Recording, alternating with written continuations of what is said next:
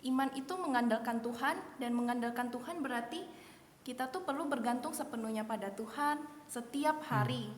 Menembus sampai kedalaman, melihat Tuhan di dalam segala kehidupan kita. Bisa nggak sih dibilang bahwa Daud tuh yang siapa tahu dia punya kungfu yang hebat gitu? Contoh, Kungfu ya, ya? mungkin Oh, contoh bisa boleh kungfu kasih ya? tahu. Karate. Sering berlatih, Karate jadinya tuh. kungfunya tinggi ya. Iya,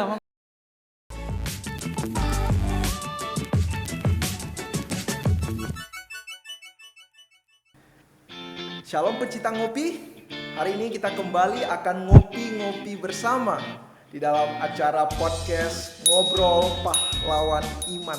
Nah, kalau di dalam sesi sebelumnya kita membahas tentang tokoh Abraham. Nah, hari ini kita akan bersama ngopi-ngopi tokoh yang tidak kalah terkenalnya. Hari ini kita akan bersama membahas tokoh Daud. Nah, bersama saya narasumber daripada podcast hari ini, Evangelis Yeskiel, ditemani dengan rekan-rekan saya di sini. Ya, bisa perkenalkan diri. Siapa yang mau duluan nih? ladies first lah ya. Contoh Ladies ya. first ya, Ladies oke, first ya. baik. Oke, saya duluan ya. Ya, silakan perkenalkan diri. Oke. Perkenalkan, saya Venesia. Saat ini saya pelayanan sebagai pembina Sekolah Minggu Anak di GKPJ. Oke, selanjutnya. Ya, perkenalkan saya William Alexander. Saya sekarang melayani sebagai ketua pemuda di Youth Ministry. Luar biasa ya, hari ini kita kedatangan teman-teman. Yang satu ya adalah pembina anak, pelayanan anak, dan yang satu adalah ketua pemuda. Khususnya hari ini kita akan mendapati perspektif dari anak-anak dan juga dari pemuda Kristen. Langsung saja kita hari ini akan membahas mengenai Daud. Kalian kenal Daud enggak? Tahu lah. Tahu Ya? Tahu. Ya, yang pasti pria Benar-benar. dia contoh. Iya. Betul. Kenal nggak dengan Daud? Tahu dan kenal kan beda. Iya. Kenal Iya, nggak? beda. Tahu. Tahu lah ya. Kalau Nah, kenalan belum iya. ya. belum ya. Oke. Tahu. Nah, kalau saya kasih tes tentang Daud bisa nggak nih? Waduh. Bisa nggak ya? Tes. Ya udah kalau gitu kita Nah, ngulang dites lah. lagi deh sedikit ya mengenai Daud ya secara Boleh, garis boleh. besar. Nah, Daud jelas merupakan salah satu tokoh yang sangat terkenal di dalam Alkitab, bahkan sejarah bangsa Israel. Nah, Daud ini sangat mempengaruhi konsep ya. Tokoh ini sangat mempengaruhi konsep daripada politik dan juga pemahaman mereka mengenai janji Tuhan di dalam sejarah kehidupan bangsa Israel ya. Nah, kalau kita ngomong Daud, kita kembali ke dalam firman Tuhan. Apa yang kita dapati tentang ciri-ciri Daud? Kecil, terus Kemerah-merahan. kemerah-merahan ya, kecil kemerah-merahan. Tapi jangan lupa ya, Alkitab ya di dalam 1 Samuel pasal 16 ayat 11 sampai 12 menggambarkan Daud itu tampangnya sangat menawan. Ya, sangat ganteng, sangat tampan kalau kita boleh bilang ya. Kayak artis Nah, Korea dong contoh. ya bahkan melebihi mungkin. Ya, contoh ya berarti ya. Wah, Bisa aja kamu. 11-12 ya. Hah? 11-12. 10-12 lah. Jadi gini, Daud dikatakan sangat tampan. Dan bahkan tidak hanya tampan, dia ahli juga bermain musik. Betul. Ya. Ya. Nah, jadi ada satu kisah di mana saat itu Raja Israel namanya Saul. Dia hatinya sedang gundala ya. Galau ya. Galau, emosinya tidak stabil. Kemudian dia memanggil Daud. Daud, mainkan alat musik ya. Kemudian Daud memainkan alat musik. Tahu nggak alat musik apa waktu itu? Yang petik itu Kecapi kan ya? ya? Iya. Iya, Ya. kecapi. Dia mainkan kecapi dan kemudian Raja Saul yang tadinya emosi langsung jadinya tenang emosinya, stabil. Nah, saya rasa ini adalah level tertinggi musik ya. Musik itu seharusnya bisa membawa kita kepada penyembahan, semakin mengenal Tuhan, atau membersihkan jiwa kita, menenangkan hati pikiran kita. Terasa nggak sih akhir-akhir ini kita lihat musik sepertinya juga bukannya kita makin tenang, malah makin marah, makin stres, makin galau, makin sedih ya. Makin dengar musik makin sedih, makin emosi, marah gitu ya. Soalnya musik itu harus belajar seperti Daud yang menenangkan jiwa gitu. Nah, Daud tampan, pandai main musik, anak-anaknya juga keluarga luar biasa. Istrinya digambarkan begitu cantik, dan kemudian anaknya ya Absalom dalam 2 Samuel pasal 14 digambarkan juga memiliki DNA papanya. Ya, Alkitab mencatat bagaimana Absalom dari ujung kaki sampai ujung kepala itu tidak ada cacat. Jadi Israel tidak ada yang bisa menandingi daripada keindahan daripada Absalom. Saya nggak bisa bayangkan tuh bagaimana ya, satu negara dia number one lah gitu. Iya. Ya ikut seperti membawa DNA apa-apanya lah. Nah kemudian ada satu lagi anaknya yang pintar itu, yang bijaksana, siapa? Salomo ya. Ya. Yang bijak itu ya kan. Iya, lihat ya. Coba saya mau kita berimajinasi. Kalau misalnya zaman sekarang ada satu orang yang begitu tampan, bisa jago main musik ya, talentanya banyak, kemudian juga anak-anaknya pintar ya, kemudian ganteng, ya. Iya. Gimana? Pasti Wah, saya ngefans banget tuh contoh. ya luar biasa. Sempurna banget tuh ya. Jadi Iya. Saya bilang fans ya. berat tuh. Nggak hanya Iya. tampan, ya, mapan juga. Kerajaannya sangat besar, Daud, ya, pasukannya, kekayaannya, dan juga menawan. Tetapi tidak hanya lahiriah yang menarik dari Daud, saya dapati juga bahwa ternyata dia tidak hanya memiliki keindahan di luar, tetapi spiritualitasnya juga luar biasa.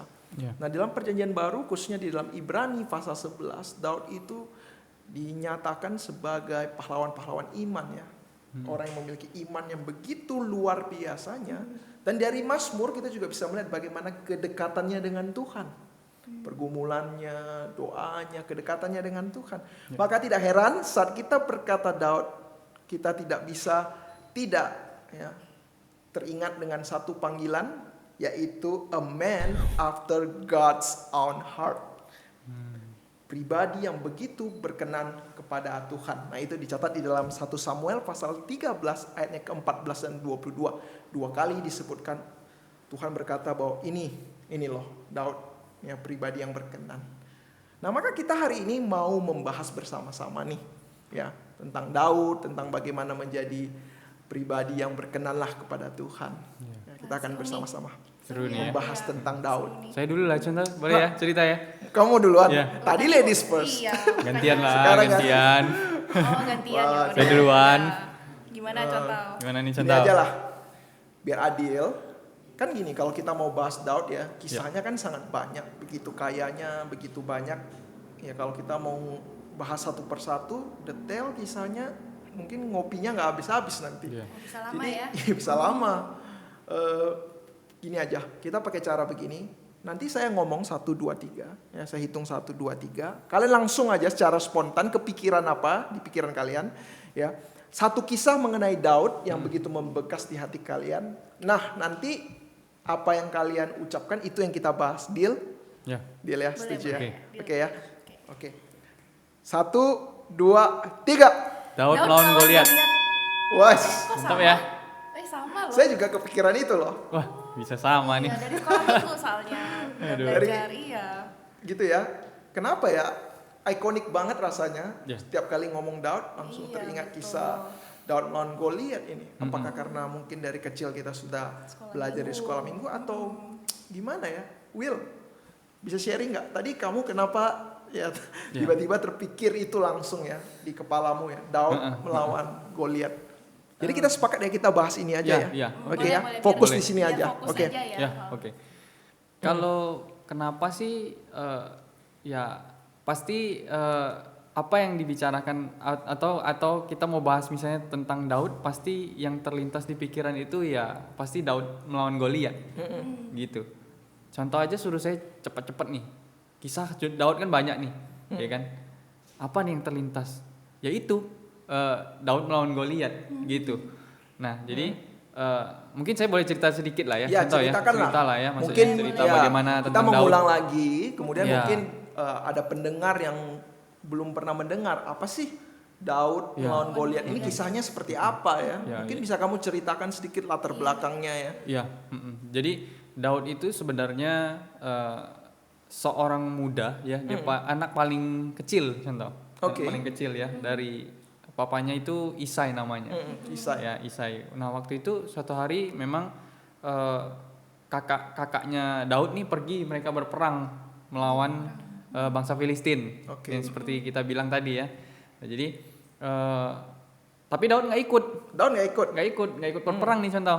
Iya, iya. Jadi kenapa? Karena dia ya waktu itu mengembalakan domba-dombanya. Dia juga di sana. paling bungsu ya. Ya paling kecil Iya. gitu loh. Makanya bisa ya ikut udah perang gak usah ya. ikut dulu lah berperang gitu.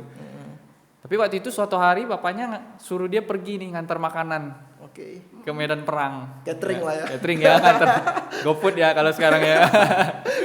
Jadi nganter ke kakak-kakaknya gitu. Nah, jadi ketika sudah nganter sampai sana, dia cerita sama kakak-kakaknya nih, Oke. ngobrol. Nggak lama keluar nih satu orang. Bisa dibilang siapa ya? Tahu nggak? Siapa? Nggak tahu ya? Ayo. Nah, jadi keluar nih satu orang ya. Bisa dibilang dia adalah seorang pendekar. Pendekar. Wow, pendekar nih. Pendekarnya bangsa pendekarnya bangsa Filistin, contoh. Ya si Goliat itulah. Oh, Goliat. Ya. Oke. Jadi ketika Goliat keluar, takutlah semua bangsa Israel. Gentar ya. Gentar, takut. Termasuk rajanya. Kok bisa takut mereka? Ya, mungkin melihat Goliat tinggi, badan besar ya kan. Sedangkan bangsa Israel ya mungkin orangnya sepantaran kita, badannya kecil-kecil ya kan. Mungkin Goliat nggak pernah ada yang orang lihat sebesar itulah gitu loh. Jadi makanya kenapa bangsa Israel mungkin mereka takut gitu.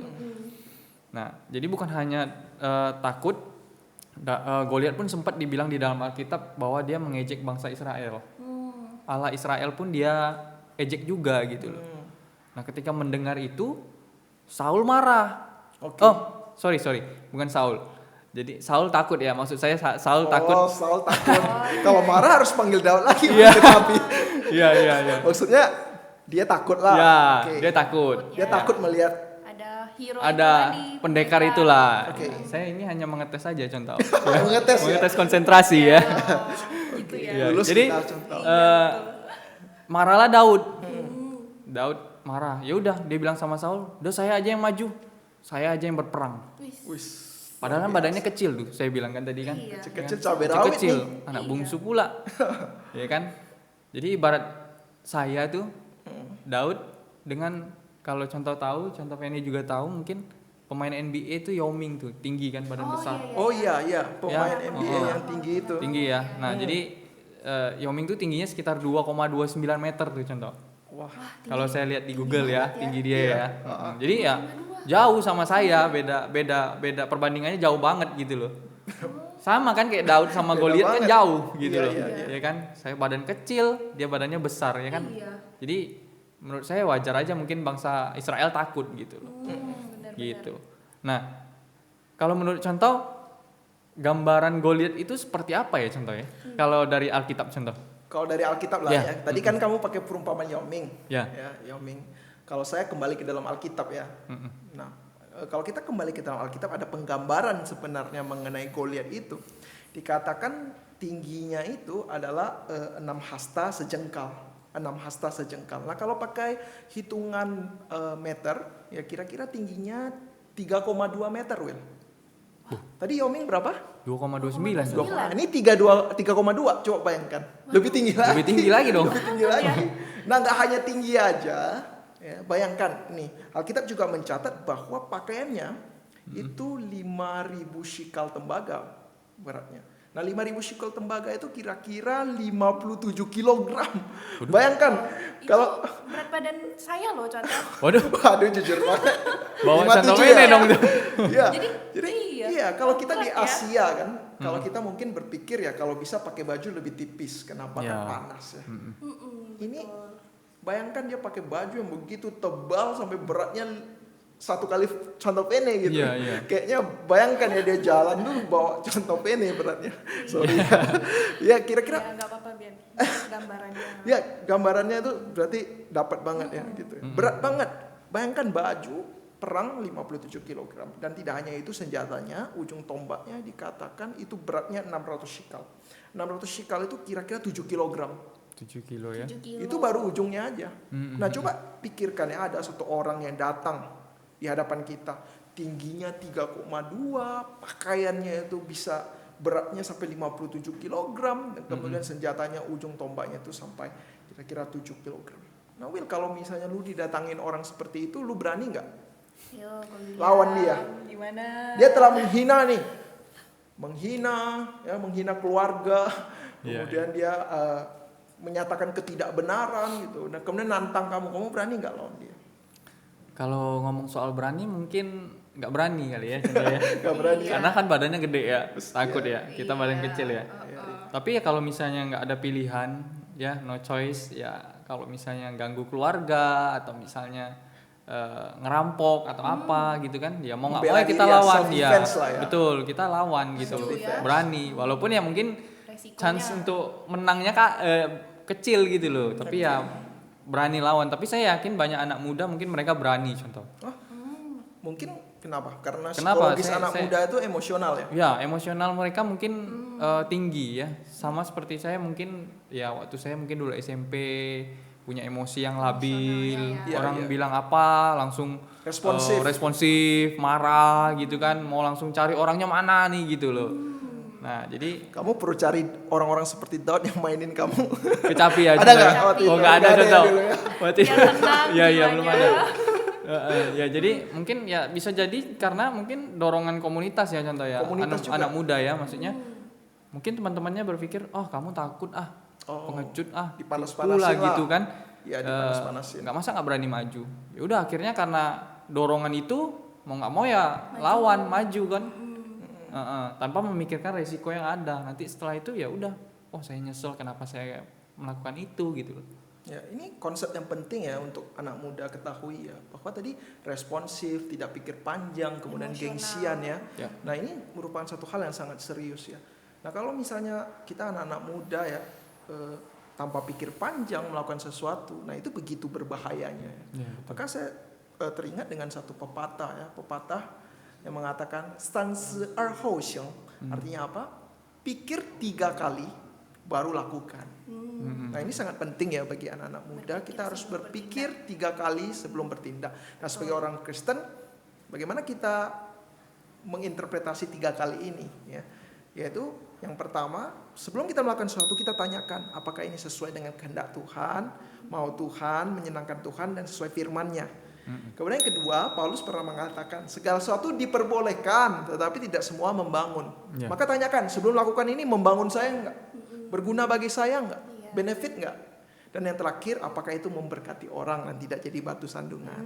Ya. Jadi anak muda jangan modal nekat-nekat saja, ya, emosional, kemudian takut dikatain ya, cupu lu cobain ini, kalau nggak cobain lu ketinggalan. Jangan ya, nanti terjerumus nasi telah menjadi bubur ya. Oke, ya menarik ya, Iya, menarik Will. nih. Menarik Nah, ya. kalau menurut contoh Pene sendiri, mengapa Ya. Daud begitu berani melawan Goliat?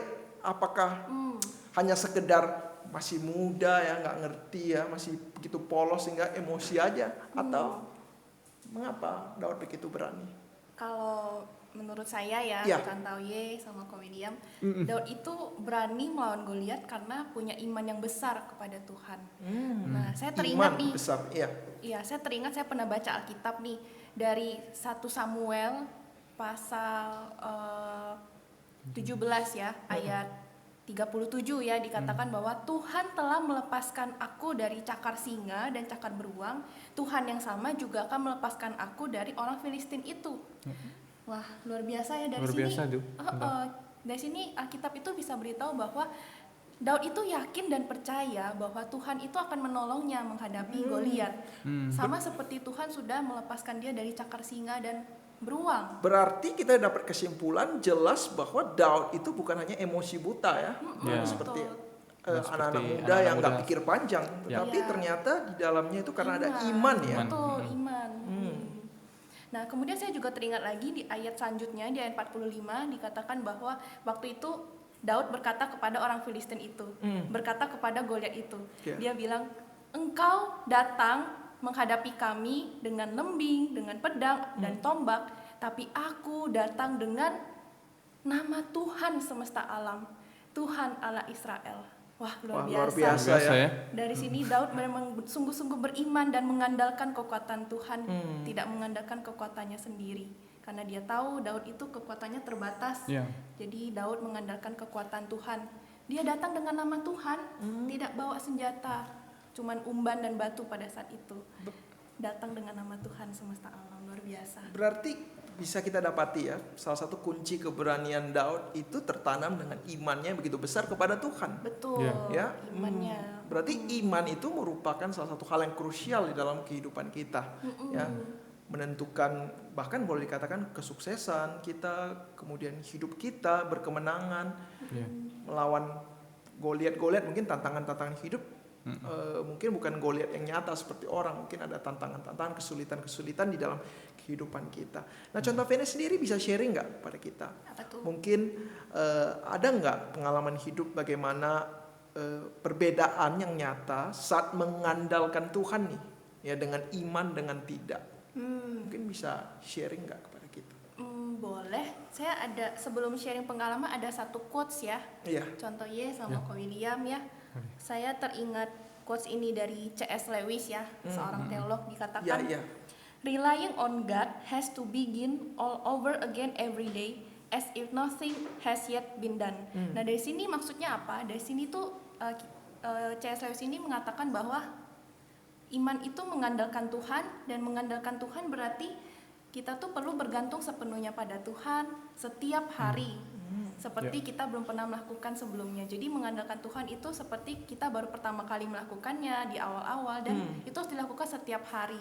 Nah, saya pernah nih waktu itu, saya punya pengalaman ya tentang mengandalkan Tuhan dan tidak mengandalkan Tuhan setiap hari begitu. Gimana nih pengalamannya? Pengalamannya ya. Jadi pada saat itu kampus saya ya, STT Saat, mengutus saya untuk pelayanan praktik 2 bulan di pedalaman Papua. Nah, saya memang Papua. fokusnya pada saat itu pelayanan anak. Nah, pada saat itu saya gentar, ada giant apa nih, ada raksasa apa nih di tengah pedalaman seperti itu gitu. Ada tantangan apa yang tadi seperti contohnya bilang ya, Iya. tantangan gitu. Nah, kemudian saya berpikir gimana saya bisa membangun pelayanan anak di sana begitu. Anak-anak bisa mengenal Tuhan yang benar begitu. Nah, ketika saya tidak mengandalkan Tuhan, saya waktu itu saya sempat jatuh sakit begitu. Sakit. Iya, karena saya mengandalkan kekuatan saya sendiri. Saya juga tidak fokus melayani di sana, tapi bersyukur ketika saya mengandalkan Tuhan dengan iman saya bisa melayani dengan baik di sana bersama tim, dan bersyukurnya pada saat itu anak-anak juga bisa terberkati begitu. Jadi saya benar-benar mengalami waktu itu saya mengandalkan kekuatan saya sendiri, saya jatuh sakit begitu. Iya, Berbeda. Ya, dengan saya setuju sih kamu. Nyantau. Kalau soal mengandalkan Tuhan. Ya, kamu saya juga ada pengalaman nggak? Ya, saya juga punya pengalaman. Jadi banyak sih sebenarnya pengalaman di mana tidak mengandalkan Tuhan itu sangat apa ya? Fatal ya? Fatal lah gitu. Tapi tuh? saya punya pengalaman yang saya rasa Tuhan tuh cukup baik gitu loh. Ketika kita bisa mengandalkan Tuhan, Tuhan akan bekerja di dalam hidup kita. Yang pertama mungkin hal simple. Jadi kayak saya sebenarnya punya sakit asam lambung nih contoh. Sakit. Ya, saya punya GERD sakit ya? GERD Asam ya, lambung. asam lambung. Jadi kalau misalnya saya banyak Nggak boleh stres minum tuh. kopi, nah stres. Iya. Kalau saya banyak minum kopi, nah udah asam lambung naik. Oke, terus Pedes nggak boleh kan Nggak juga boleh, kalau nggak iya. salah ya. Makanya Terus stres. stres. Nah sempat waktu itu mungkin entah karena stres atau apa, saya mungkin stres mungkin karena ada mempersiapkan pernikahan lah waktu itu. Ya, Ya, Jadi- mungkin masuk alam bawah sadar ya. ya, Kan? Pasti banyak jadi hal yang dipersiapkan. ya betul banyak yang dipikirkan ya kan. Itu membuat asam lambung naik gitu loh. Sama- Gara-gara stres. Hal ya, simpel stres, sebenarnya. ya, makanan ya. Ya makanan. Jadi disitulah saya coba untuk berusaha bagaimana mengandalkan Tuhan di sana. Ya, minta Tuhan tolong sembuhkan, ya kan, Iya, iya. memperlancar segala sesuatu yang mungkin itu menjadi hambatan saya gitu loh. Nah, ketika mempersiapkan pernikahan pun itu juga cukup butuh iman yang besar kepada Tuhan, ya kan, meletakkan iman itu kepada Tuhan, berserah diri gitu loh. Itu yang menjadi satu pengalaman juga gitu loh.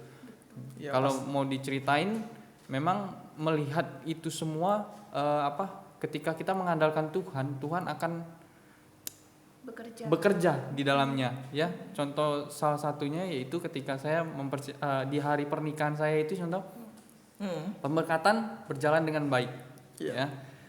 Nah, setelah pemberkatan itu kalau nggak salah hujan lebat tuh contoh, Iya. hujan lebat banget. Ya, saya nggak tahu kalau dekorasi di tempat resepsi saya tuh rusak, hancur. Hancur Iya, karena saya nggak hujan tahu. ya. Karena hujan, Waduh. karena saking gedenya hujan, saking kuatnya angin tuh hancur pokoknya semua. Oke. Saya dikasih tahu itu pas malam contoh, dikasih tahu sama orang dekorasi. Iya. Resepsi ya. Ternyata puji Tuhan memang mereka langsung sigap cepet, orang tim dekorasi datang memperbaiki segala sesuatunya. Jadi semua kayak kelihatan nggak ada kejadian apa-apa gitu loh. Nah terus waktu itu juga, siang itu juga, waktu hujan saya sakit. Saya juga. masuk angin contoh. Masuk angin ya. Masuk Asam angin lambung contoh. ya, asam lambung. Asam lambung iya juga sedikit, tapi yang lebih parah itu saya masuk angin. Kalau saya masuk angin itu udah pasti sakit kepala. Saya coba tidur nggak bisa. Biasanya kalau sudah tidur minum tolak angin bisa. Saya minta kerok kalau nggak salah, nggak bisa sembuh. Sampai jam 5 teng saya mau pergi ke resepsi aja masih lemes contoh. Saya sampai muntah-muntah contoh, berapa kali bolak-balik WC waktu itu. Waduh. Saya Jadi berdoa bagaimana? menyerahkan semua kepada Tuhan lah. Mengandalkan Ya kan? Tuhan ya. Nah ketika saya biasa kan kalau resepsi ada yang pengantin jalan nih. Iya. Nah sebelum itu kan harus dipersiapkan dulu kan. Jadi di sana serahkan semua sama Tuhan. Ya puji Tuhan, Tuhan kasih kekuatan. Ketika saya masuk ketika jalan di resepsi, Tuhan yang beri kekuatan. Nah di situ saya bisa melihat bahwa Tuhan itu bekerja.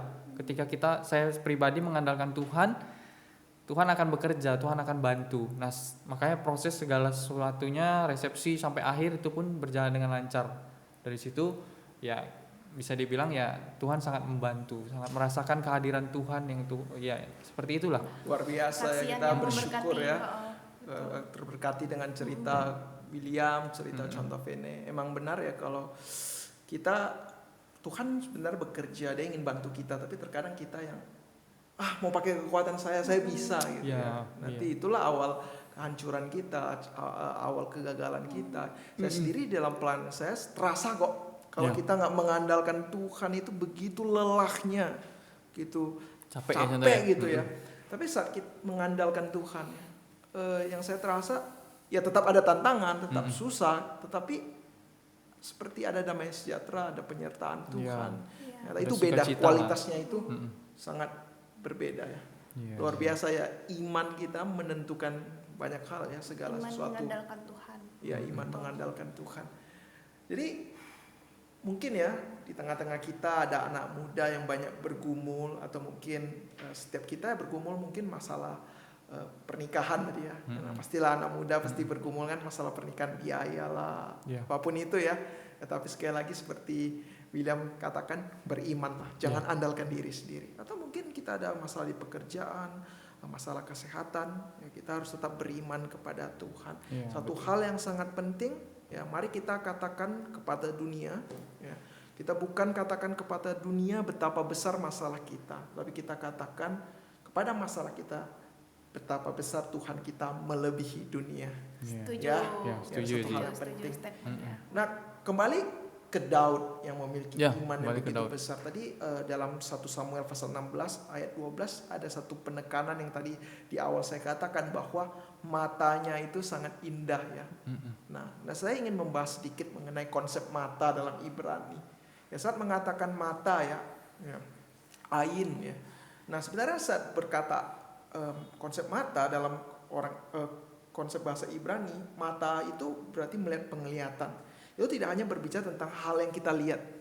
Misalnya saya melihat hal ini, apa yang terlihat gitu ya.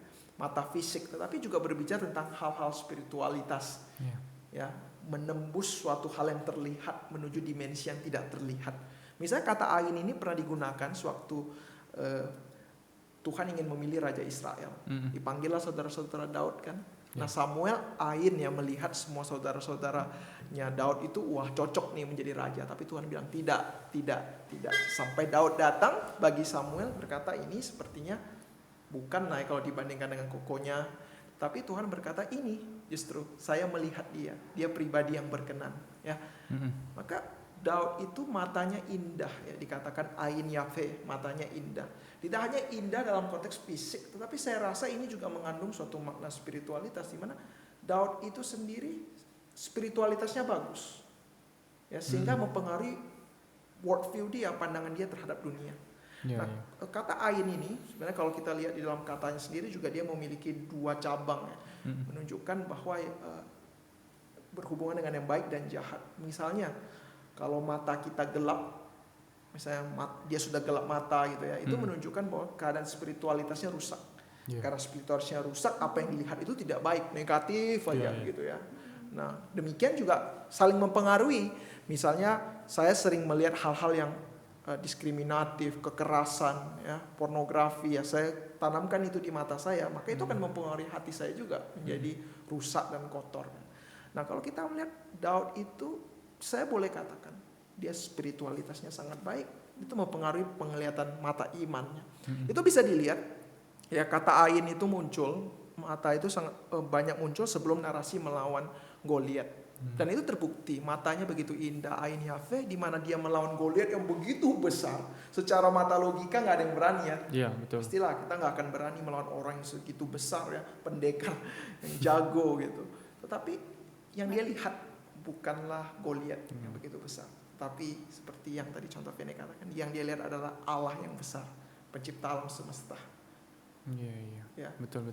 Ya, kiranya Biasa setiap ya, kita, ya, Iya. juga memiliki mata seperti itu, spiritualitas yang sedalam itu, ya, melihat segala sesuatu bukan hanya fenomena di luar, tapi bisa menembus sampai kedalaman, melihat Tuhan di dalam segala kehidupan kita.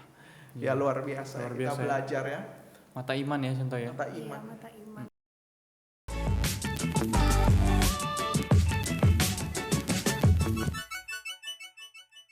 Nah, contoh ini saya mau tanya, Ya, gimana tuh? balik lagi soal Daud nih. Hmm, hmm, hmm. Dari tadi kita ngomongin soal iman nih. Iya. Nah, selain iman tuh mungkin nggak sih kalau Daud tuh kita bisa bilang dia tuh terlatih, contoh? Terlatih, ya. Terlatih, iya. Jadi seperti contoh saya kalau saya ini kan hobinya main basket nih, Iya. ya kan. Kalau tiap kali nge-shoot kan nggak mungkin, atau tembak bola kan nggak mungkin selalu masuk tuh, Nggak ya kan. mungkin, ya. Pasti selalu harus tiap hari latihan mungkin gitu kan. Biar masuk. Ya, Akurasinya, ya, akurasinya ya, butuh latihan yang lama lah gitu kan.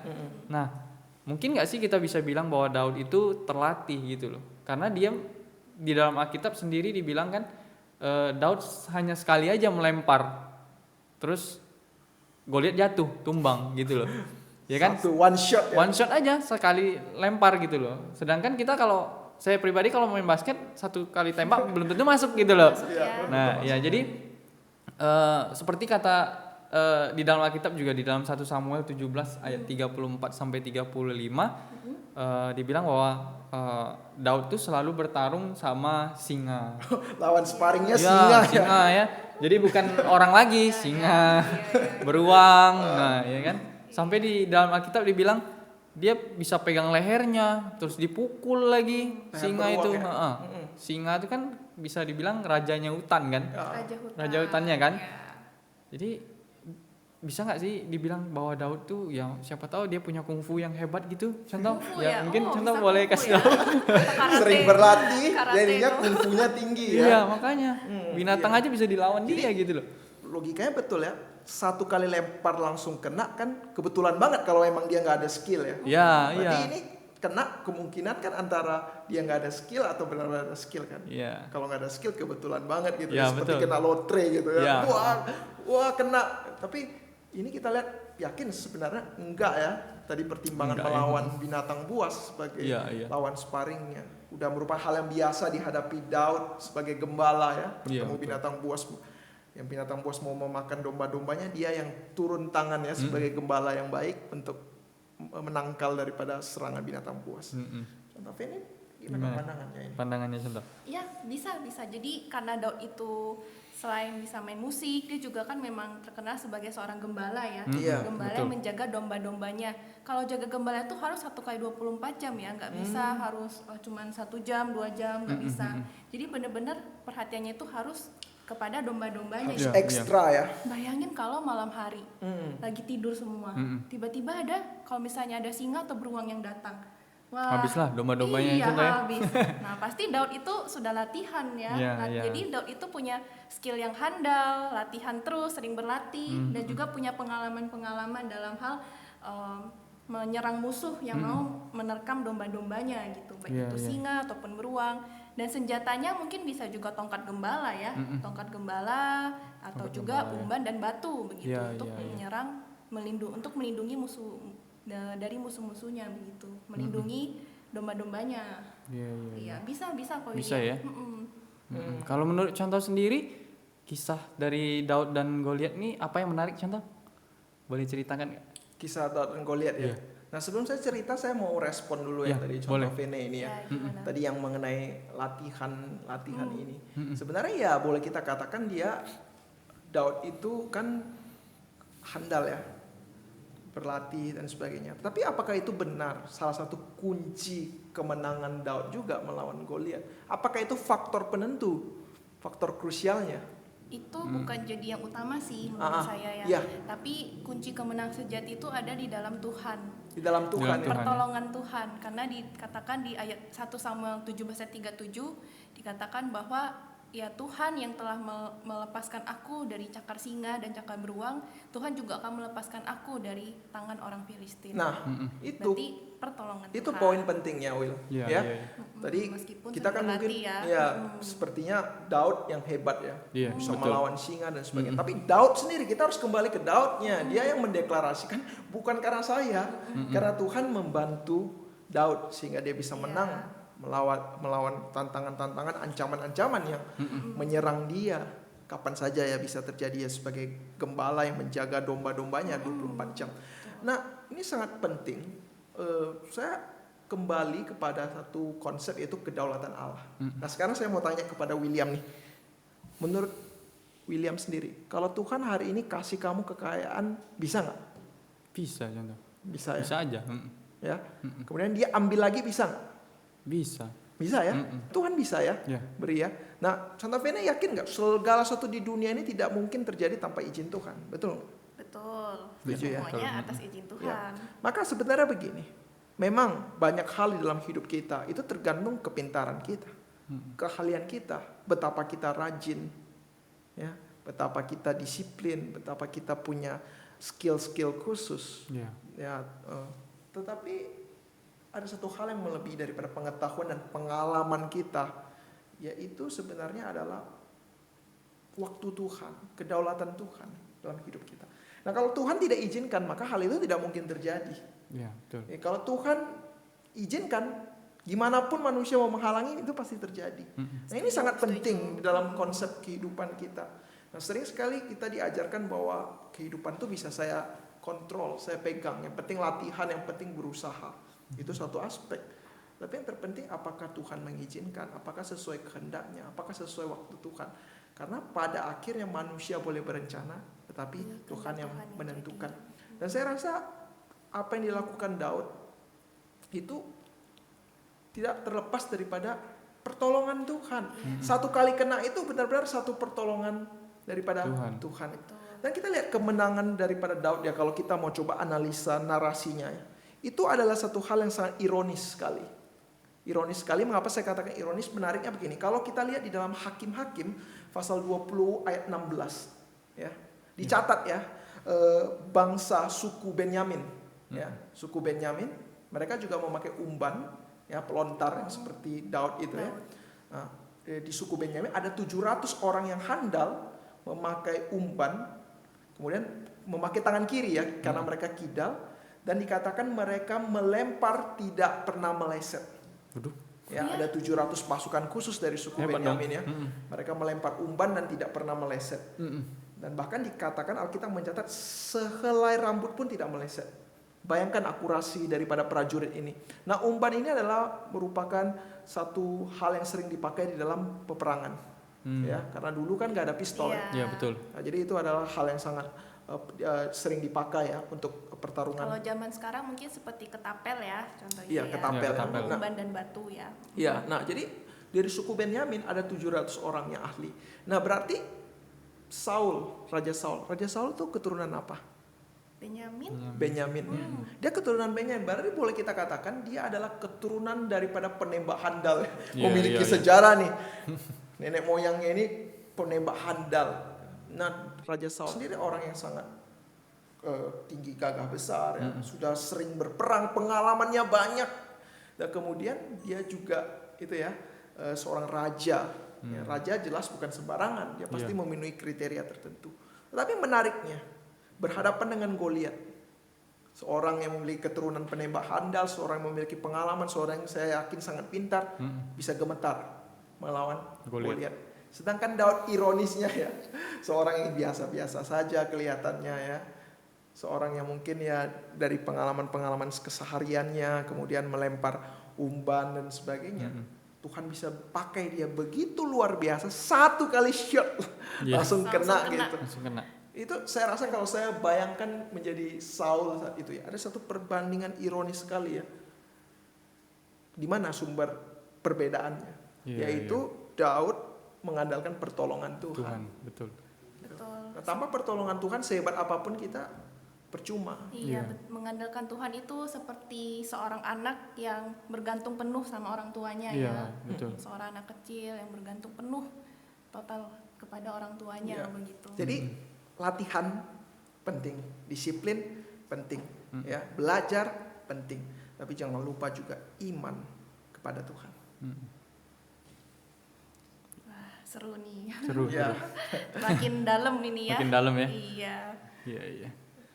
Gimana Ko William, ada respon lagi dari Paling ya pertanyaan tadi yang contoh mungkin belum jawab, mungkin bisa sedikit ceritakan kisah yang menarik dari Daud dan Goliat ini apa ini contoh? Selain yang tadi kita bahas ya, selain daripada tadi dia memiliki iman, kemudian dia mengandalkan Tuhan, kemudian berlatih ya tadi, berlatih. Apalagi yang menarik ya daripada Daud, saya rasa kebijaksanaan dan kepintarannya. Sebenarnya Daud itu sangat pintar loh, luar biasa. Pintar dan cerdas saya katakan. Mengapa? Saat dia melawan Goliat, perhatikan cara dia berperang yang melawan Goliat dan media yang dia pilih. Nah ini penting. Nah kalau kita kembali ke dalam konsep berperang, nah berperang itu strategi dan senjata yang kita gunakan itu sangat menentukan. Iya betul. Ya sangat krusial sekali menentukan menang atau kalahnya. Ya. Misalnya di dalam Yunani kuno ada yang disebut dengan namanya formasi phalanx ya. Formasi phalanx, di mana banyak tentara itu mereka berbaris sangat rapat ya. Kemudian mereka memakai perisai di depannya. Nah setelah mereka menutup dirinya dengan perisai, dia tinggal keluarin tombak yang kecil dan sangat fleksibel. Mereka tinggal maju, ya serapat satu sama lain maju, sehingga musuh tidak mudah masuk, ya. Kemudian mereka juga mudah sambil menyerang sambil bertahan. Kemudian itu berkembang, divariasikan, ada yang memakai tidak tombak kecil yang elastis, tapi mereka memakai satu tombak yang panjang disebut serisa. Jadi misalnya yang mereka maju menggunakan perisai, ya, sambil maju sambil tombaknya jauh ya, bisa menjangkau musuh yang lebih jauh. Nah formasi ini baik untuk melawan jumlah pasukan yang lebih banyak vs yang sedikit nih. Jadi bisa ya, seperti kalau pernah nonton film 300 ya. Oh ya, itu ya, mereka betul. berkumpul menjadi satu, maju seperti itu ya.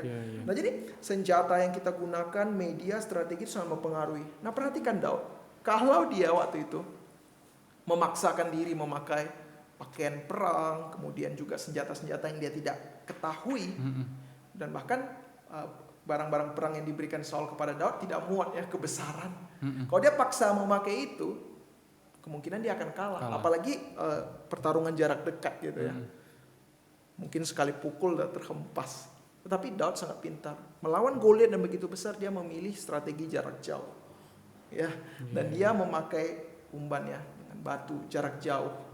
Jadi itu sangat diuntungkan kalau kita misalnya mau analisa dari strategi perang sendiri, itu sangat pikirannya sangat bijaksana memakai senjata jarak jauh. Nah, umban itu menurut penelitian dia bisa menembak sangat jauh. Kira-kira ada 175 sampai 400 meter.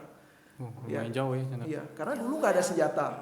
Senjata seperti pistol itu bisa menggantikan pistol ya seperti zaman modern, atau mungkin alternatif setelah panah ya. Kalau kita lihat dalam Alkitab ditawari ke raja-raja juga berperang menggunakan umban juga. Seperti yang saya katakan tadi, ada pasukan khusus 700 orang Benyamin yang menggunakan umban. Nah tadi ada dikatakan ketapel ya. Iya, kalau zaman sekarang disebut ketapel ya, cukup efektif juga. Di India dikatakan mereka menggunakan ketapel bola cabai untuk membubarkan demonstran. Oh ya? Pernah ya terjadi itu ya, dengan hal seperti itu. Nah jadi menarik ya, jadi umban ya dipilih oleh Daud saat itu. Begitu bijaksananya dia memilih media yang dipakai dan strategi dan berperang. Dan sasarannya juga tepat ya ke sini. Tepat ya, tepat ya. Banyak saraf ya, jadi langsung Goliatnya langsung tumbang. Nah dan kemudian juga menarik, dia memilih media yang tepat, strategi yang tepat, dia juga berlatih, ada pengalaman, ditambah memiliki iman yang besar dan Tuhan membantunya. Lengkap Iya. ya, Lengkap sekali. lengkap sekali ya. Lengkap ya. Kita lihat bagaimana Daud saat Itu yang itu menarik ya, memilih Toto. hal yang strategi yang baik dan media yang baik. Tetapi saat saya membaca ini, saya tidak hanya merefleksikan dari strategi perang, tapi saya mencoba mengkoneksikan dengan peperangan yang lain, yaitu peperangan spiritualitas yang nyata dalam kehidupan kita. Iya, iya. Gimana tuh Joto? Saya rasa juga satu konsep yang penting untuk memilih media yang tepat untuk melawan Goliat-Goliat, godaan-godaan besar Iya, dalam iya. kehidupan kita. Iya, betul. Ya. Godaan Kehidupan kita, besar ya. iya, kehidupan kita Besar. banyak sekali godaan. Mm-mm, mm-mm. Ya, ada kuasa-kuasa yang mencoba membawa kita jauh daripada Tuhan. Jadi kalau media yang kita pakai itu salah, itu sangat berbahaya. Maka di dalam pertarungan spiritualitas pun kita penting memilih media. Iya. Nah, saya mau nanya, Will, kamu kan sebagai anak muda, tentu godaan banyak ya. Banyak contoh.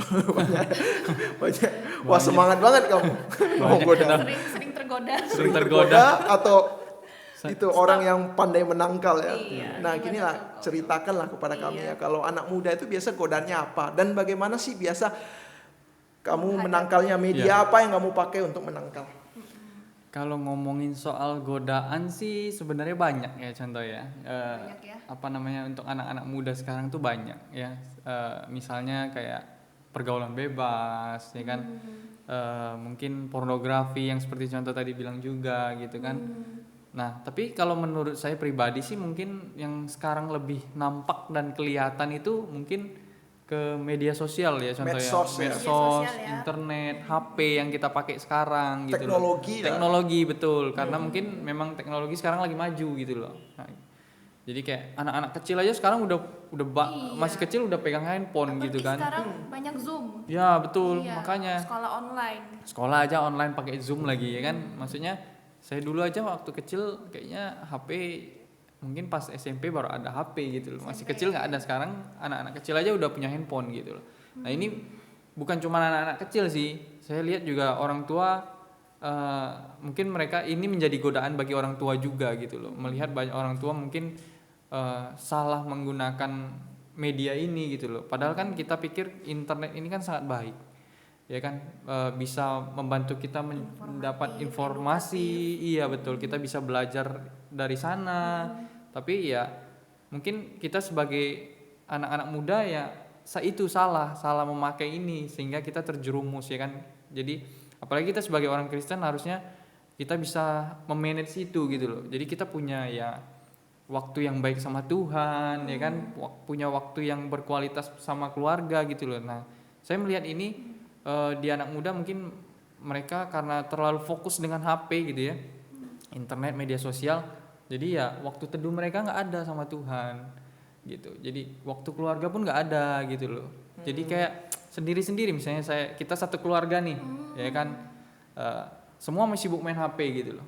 Nah jadi kita nggak punya waktu untuk ngobrol gitu loh ya kan. Tapi bagaimana kalau kita misalnya punya waktu ngobrol sama-sama, handphone ya kita taruh dulu gitu kan.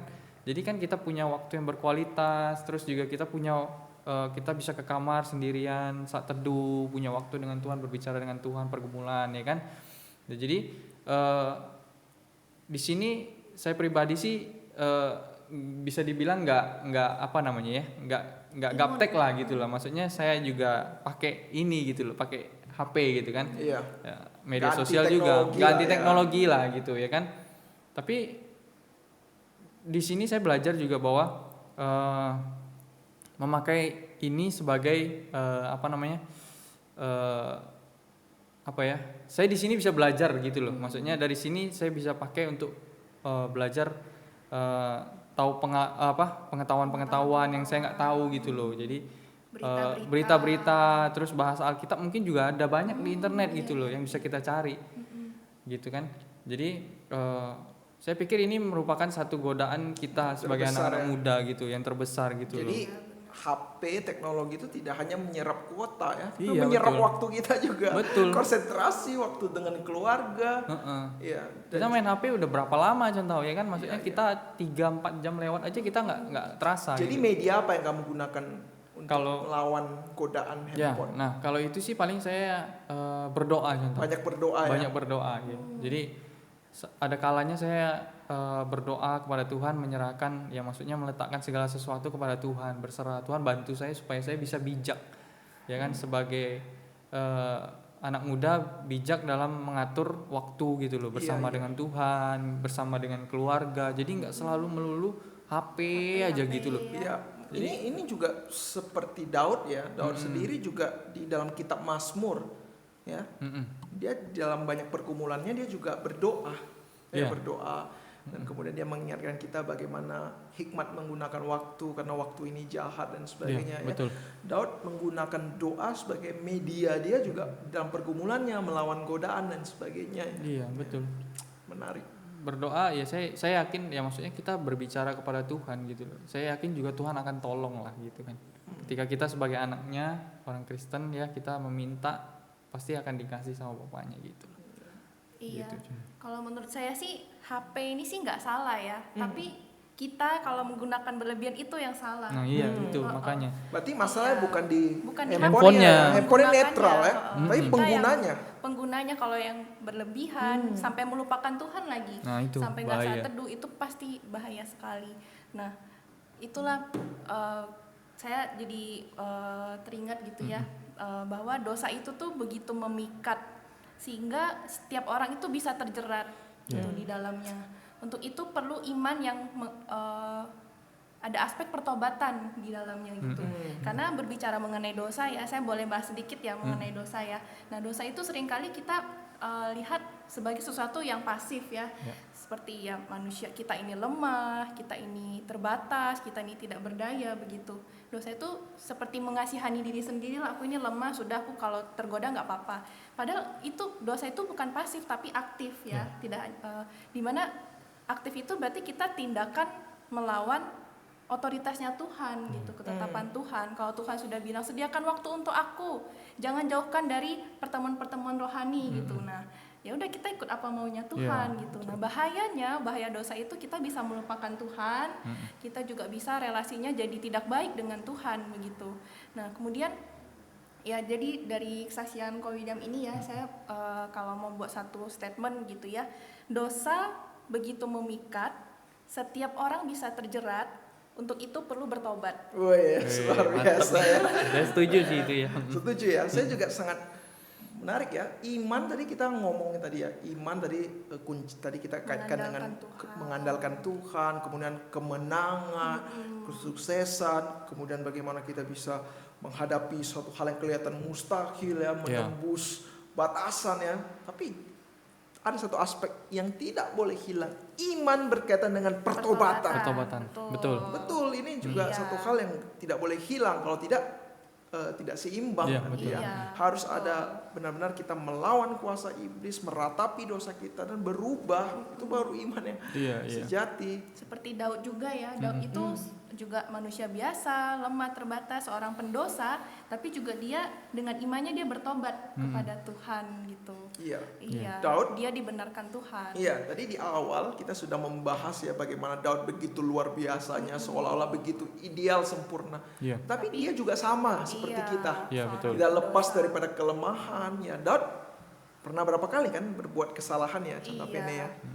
Berzinah dengan Batsheba dan juga membunuh Uria ya, suaminya Batsheba. Wah, Ya, dia juga berdosa, memiliki banyak juga kelemahan-kelemahan Iya, yang kita iya. tidak terlepas daripada hal itu. Tetapi satu hal yang membuat Daud itu berbeda, yaitu apa?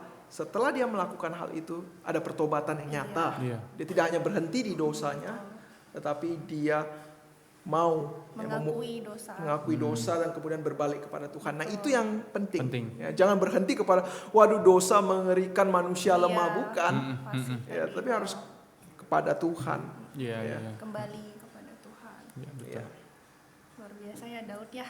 Luar biasa. Jadi media apa yang biasa contoh Vene pakai Kalau untuk melawan saya- kuasa dosa, godaan-godaan yang begitu besar? Kalau tadi William doa kan? Iya. Kalau contoh Vene Kalau saya firman Tuhan ya. firman. Jadi setiap hari saya selalu membaca firman Tuhan sebagai landasan saya, dan saya selalu teringat di dalam Mazmur 119 ayat 9 dikatakan, dengan apakah seorang muda mempertahankan kelakuannya bersih?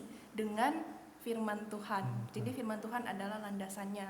Ya, dengan janji ketetapan-ketetapan Tuhan yang membantu kita mengatasi berbagai godaan. Iya, Maka betul. kalau misalnya kita tergoda nih, mungkin yang kita harus refleksikan bagaimana kehidupan doa dan firman kita sih. Sebenarnya hal itu aja yang kita mungkin bisa fokus untuk Tapi, analisa ya. Menurut contohnya sama Ko William, ada nggak sih media-media yang lain selain firman dan doa untuk menangkal kuasa dan godaan dosa yang begitu memikat? Saya ada satu lagi. Apa itu? Ya, ada satu lagi yaitu komunitas. Komunitas ya. Ya, jadi nggak hanya firman doa, tapi Iya sih, itu komunitas penting sih. sih. Iya, iya. Nah, betul. saya rasa komunitas sangat penting ya. Ya, khususnya kita sering sekali dicecokin satu pikiran bahwa kita ini kalau mengakui kelemahan itu dianggap wah nggak bisa ini ya. Iya. Kamu nggak bisa, masa sih Dikucilkan. ya, masa sih imanmu lemah kan? Di dalam Yesus seharusnya kuat dan sebagainya. Tapi tidak demikian, karena kita harus akui kita bukan manusia yang bisa berdiri sendiri. We are not Superman ya, kita bukan Superman. Kita butuh orang lain juga. Iya. Nah, jadi ada satu kesalahan yang fatal mengatakan bahwa di dalam hidup ini perjalanan iman kita harus sendiri. Tidak, kita butuh orang lain. Ya, kita Iya. butuh orang lain untuk menyemangati kita, kemudian mendorong kita, gitu. Nah, khususnya misalnya spiritual partner, mentor kita, Mentor ya. atau mungkin komunitas-komunitas teman-teman Komunitas kita ya, itu bisa penting ya. membantu kita.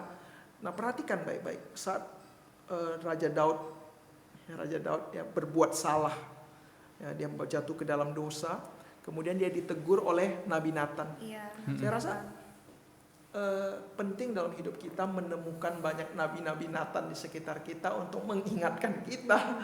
Gitu.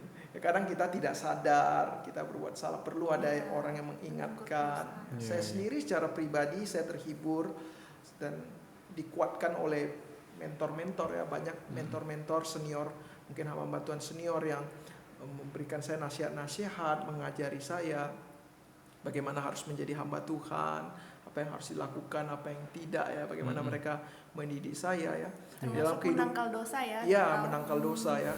Khususnya dalam kehidupan saya ada beberapa hamba Tuhan yang sampai sekarang kita ada kontak yang sangat memberikan dampak bagi kehidupan saya. Bahkan guru-guru saya di sekolah STT ya juga merupakan tempat saya bisa sharing. Dan kemudian keluarga ya.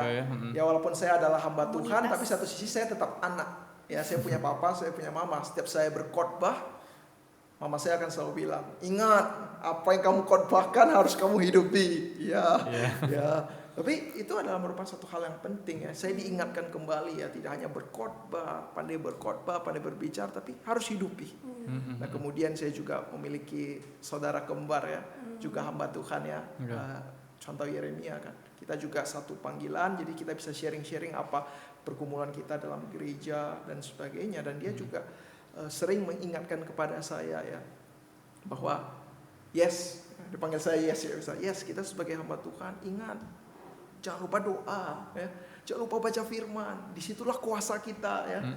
Ya, tanpa itu kita mungkin akan lemah ya, pelayanan kita tidak berkenan kepada Tuhan. Harus diingatkan kembali firman, doa. Dan kemudian saya juga kalau misalnya ada hal-hal yang tidak mengerti ya, misalnya tentang sistematik teologi atau mungkin filsafat atau sebagainya, saya bisa tanyakan dia, diskusi dengan dia. Dan tentu pasangan saya, istri saya ya. Ya juga di tengah-tengah kesibukan saya juga bisa mengingatkan, ingat saat teduh, ingat berdoa, mesbah keluarga kita kapan nih gitu ya. Jadi saling mengingatkan. Dan tentu ada teman-teman, rekan-rekan saya, rekan-rekan sepelayanan yang bisa saling menghibur, saling mendukung. Butuh komunitas lah, nggak mungkin bisa sendiri. Nah, saya baca satu buku pemuritan ya, di dalam satu membahas tema pemuritan, menarik bahwa semakin kita dalami pemuritan ya, kita semakin sadar bahwa kita itu tidak bisa berjalan sendiri ya. Ya, discipleship not bring you to fly, tidak membawa kamu terbang gitu loh. Tetapi justru kamu semakin sadar bahwa kamu butuh komunitas, kamu butuh orang lain. Kamu adalah murid yang harus dimuridkan. Pertama oleh Yesus Kristus, kemudian oleh mungkin orang-orang sekitar kita ya. Mungkin hamba Tuhan, guru kita, mentor kita, bahkan orang-orang yang mungkin kita anggap dia tidak bisa mengajari kita seperti anak kecil. Kita juga harus bisa belajar dari banyak hal. Iya. Ya, semakin kita belajar, semakin tahu kita tidak tahu. Ya, semakin kita berkomunikasi, berrelasi, semakin sadar bahwa saya kurang di sini, dia lebihnya di sini. Ya, itu saling melengkapi. Ya. Iya. Saya setuju lah. Contoh bilang ya, maksudnya kita butuh komunitas ya. Jadi kalau cerita sedikit soal komunitas nih kan sekarang saya lagi jalankan kakak nih. Ya, Apa, kakak. kelompok kecil? Kelompok kecil ya. Oh, Kelompok kecil ya. Jadi saya punya satu kelompok kecil yang beberapa orang. Jadi di sini kami bisa belajar sama-sama, contoh. Kami bisa bertumbuh bersama, terus kami bisa berdoa bersama. Kami juga bisa sharing apa yang mungkin jadi pergumulan kami masing-masing gitu loh. Jadi disinilah tempat kami buat kami sama-sama bisa belajar bersama gitu. Bertumbuh bersama ya. Apa yang kami mungkin sulit untuk lakukan kami bisa bantu gitu loh. Nah, makanya kenapa penting adanya komunitas ya. Selain yang contoh tadi bilang ada mentor mungkin, terus hamba-hamba Tuhan mungkin ya. Jadi komunitas kelompok kecil ya bisa dibilang penting lah, salah satu penting yang bisa mendorong bagaimana kita sama-sama bisa bertumbuh sebagai anak-anak Tuhan gitu loh. Tante Vene gimana, setuju? Ada pengalaman juga? Setuju, saya juga ya bersyukur ya ada kelompok kecil, ada loso-loso sekolah minggu di dalamnya. Kelompok kecil dengan loso sekolah. Sekolah minggu, baik itu sekolah minggu anak maupun remaja ya. Jadi di sana juga kita saling sharing, termasuk kalau dikembalikan ke topik ini menangkal godaan dosa begitu.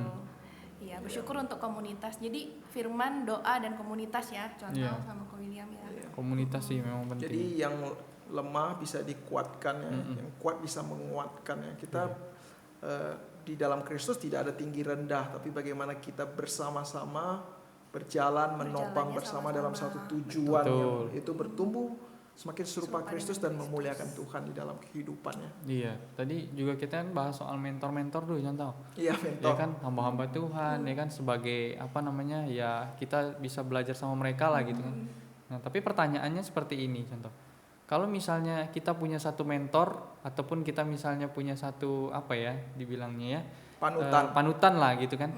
Boleh nggak itu kita katakan atau kita jadikan dia sebagai idola atau fans gitu contoh?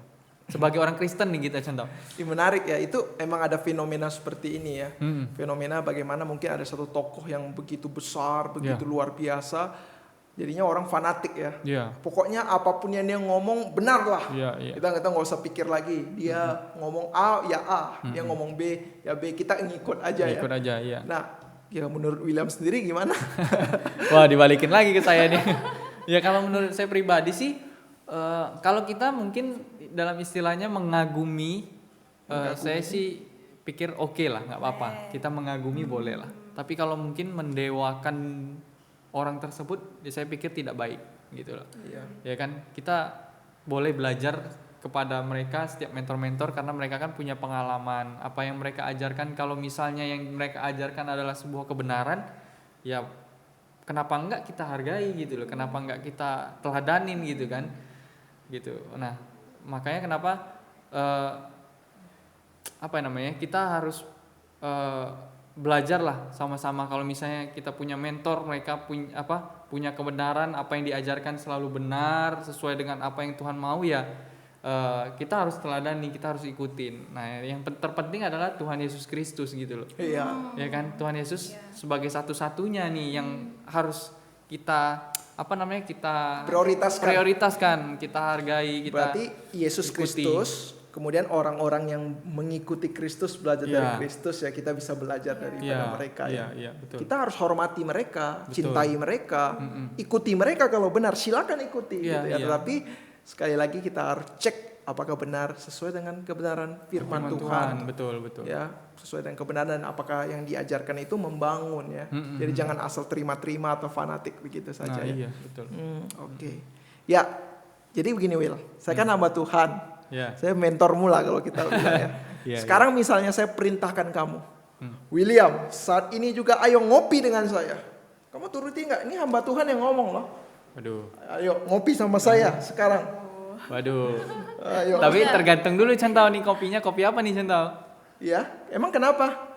Ya kalau minum kopi saya asam lambung dong nanti. Jadi nggak mau minum kalau kopi Jangan biasa kalau ya. ngopi nggak mau lah saya. Tapi kalau misalnya ngopi, ngobrol soal pahlawan iman, yuk saya ayo ayo aja saya. Saya juga mau ikut kalau Loh, itu. Contoh juga mau Iya, kan? ngobrol pahlawan iman mau ya. Mau, Oke. iya. Ya, jadi satu poin yang penting ya, benar ini baru cerdas namanya ya. Jadi jangan asal iya, tapi tanyakan lagi. Ya. Seperti yang saya katakan tadi, apakah ini menyenangkan hati Tuhan? Apakah ini membangun saya ya? Kalau ini tadi asam lambung, ngapain nih minum gitu ya? Iya, Dan betul. kemudian apakah itu memberkati orang lain dan menjadi batu sandungan kepada orang lain ya? Dan yang terakhir kita cek and recheck dengan kebenaran firman Tuhan. Ya, oke, kita sampai dalam akhir daripada pembahasan kita, ngobrol pahlawan iman Daud. Nah, kita akan memberikan beberapa statement penutup dari Chantal Vene, kemudian William, dan kemudian saya akan menutupnya. Oh, ladies first lagi ya. Jadi first lagi. Ya, kalau dari saya closing statementnya adalah seperti Daud yang menghadapi Goliat, setiap hari tidak dapat dipungkiri pasti kita juga akan menghadapi raksasa-raksasa iman, facing the giant dalam kehidupan kita, masalah-masalah, tantangan-tantangan ataupun godaan dosa. Hanya dengan iman dan pertolongan Tuhanlah kita dapat melewati setiap raksasa-raksasa di dalam kehidupan kita. Iman, mengandalkan Tuhan dan bertobat dari kesalahan. Oke, William. Ya. Kalau saya, kita sebagai anak-anak muda, modal nekat sama berani aja itu nggak cukup. Tapi kita harus belajar terus gitu loh. Apa yang bisa kita lakukan sesuai dengan kebenaran dan firman Tuhan katakan, ya kita harus pelajari itu gitu loh. Jangan nanti kita baru menyesal setelah kita melakukan apa yang mungkin tidak sesuai dengan yang Tuhan inginkan gitu. Tapi yang terutama adalah tetap Tuhan Yesus Kristus harus kita tetap andalkan. Kita harus letakkan segala sesuatu iman kita kepada Tuhan dan tetap terus andalkan Tuhan, berserah kepada Tuhan. Oke, luar biasa. Dan saya akan menutup dalam Kisah Para Rasul pasal 13 ayat 36 yang bertuliskan, Daud melakukan kehendak Tuhan pada zamannya. Pertanyaannya dengan kita, apakah kita sudah melakukan kehendak Tuhan di zaman kita? Melakukan kehendak Tuhan tidaklah mudah karena banyak sekali tantangan, godaan dan goliat-goliat besar yang menghalangi kehidupan kita. Tetapi sekali lagi bergantunglah kepada Tuhan dan gunakanlah media yang tepat. Firman, doa, dan carilah komunitas yang membangun. Demikian pembahasan Ngopi Podcast Daud pada hari ini. Kiranya memberkati kita semua. Terus dukung pelayanan ini di dalam doa, dan kiranya bisa menjadi berkat bagi kita semua, dan hanya nama Tuhan yang dipermuliakan. Soli Deo Gloria ya. Tuhan Yesus Kristus memberkati. Allah Tritunggal menyertai setiap kita.